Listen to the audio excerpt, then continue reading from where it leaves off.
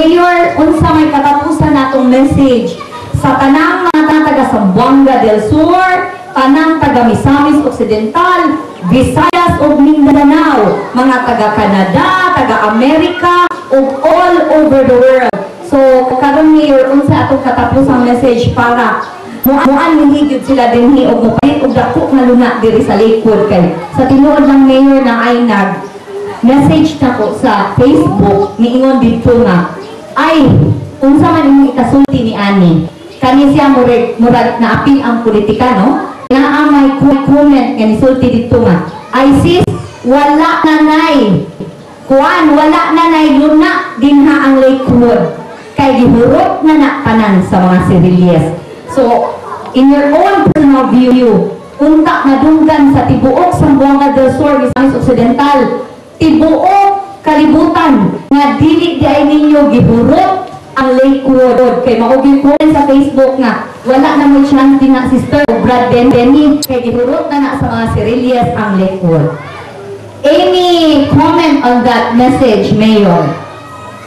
Kanang pagtanaha dako kay ng issue dahil ang isyuhan ko klaro din isyuhan politiko kay niya klaro din sa speaker so ang mamila matana kanang putana mo ng tako ang papel nila dili sa mga sila tinuod na pero ayaw po kailangan tigurong so sa likod nila imposible na isa pag presidente Pilipinas di makaya nila naabong gamay ito dili ito na huro ko ng putanan super ito kaya murang isa diriting ito kaya parang nila bulay sa dirit ito kaya na ilaan putanan naalam sila kay Tuhan ganit na nasunog pa itong upang ganit na kapalipot kay umang nga panet nasuko ko kay pamalat ng ilang mga yuta diin lagi nga inamlam po sila mga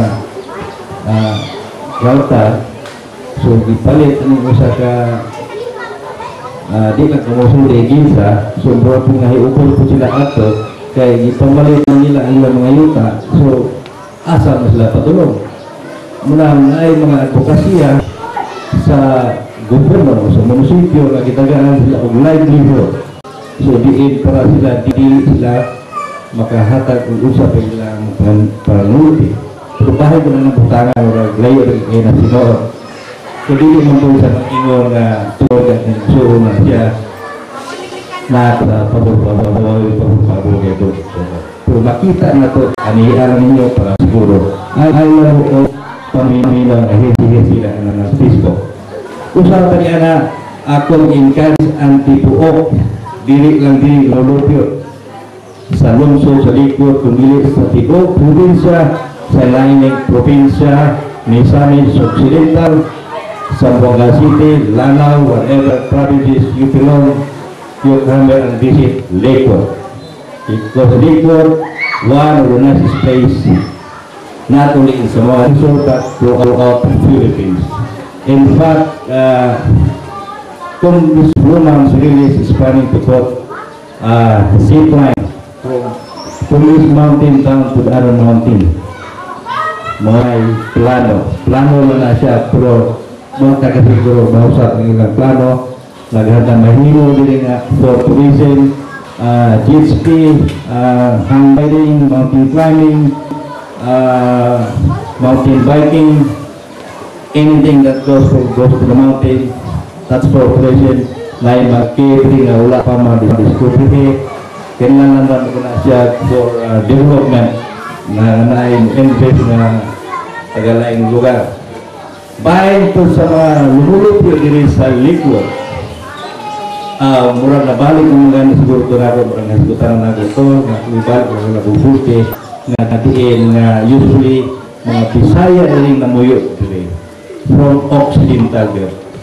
Klaro ginasensura. Kayo Bisaya, aga Occidental ginasira.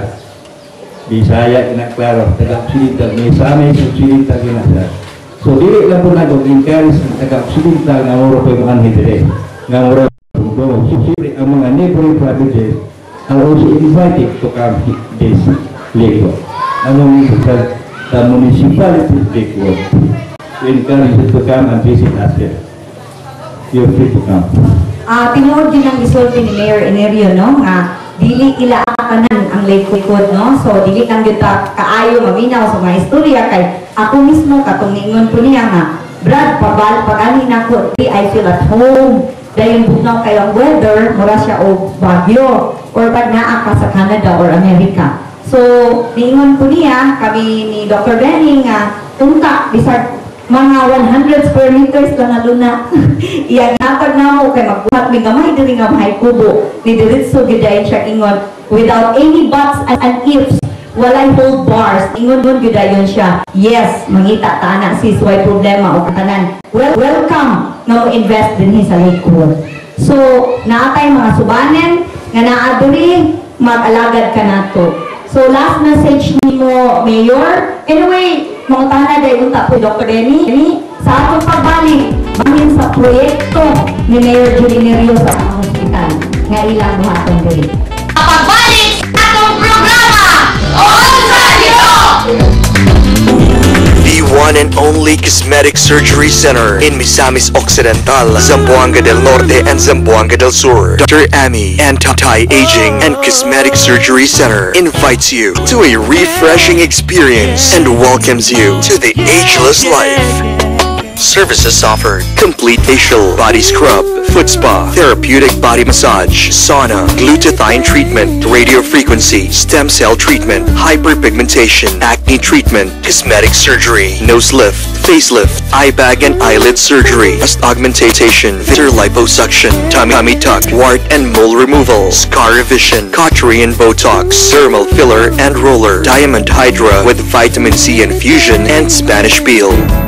Dr. Ami Anti-Aging and Cosmetic Surgery Center, now located at JME Building, formerly FYD Building, Rizal Avenue, corner Capistrano Street, Ozamis City, beside the PhilHealth office. For details, appointments, and home service, call 521-3976 or 0928-3171-543. Visit us today and avail of our promos.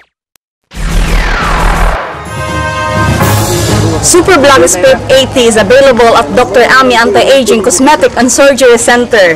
This will protect you from the ultraviolet rays. So what are you waiting for? Buy now!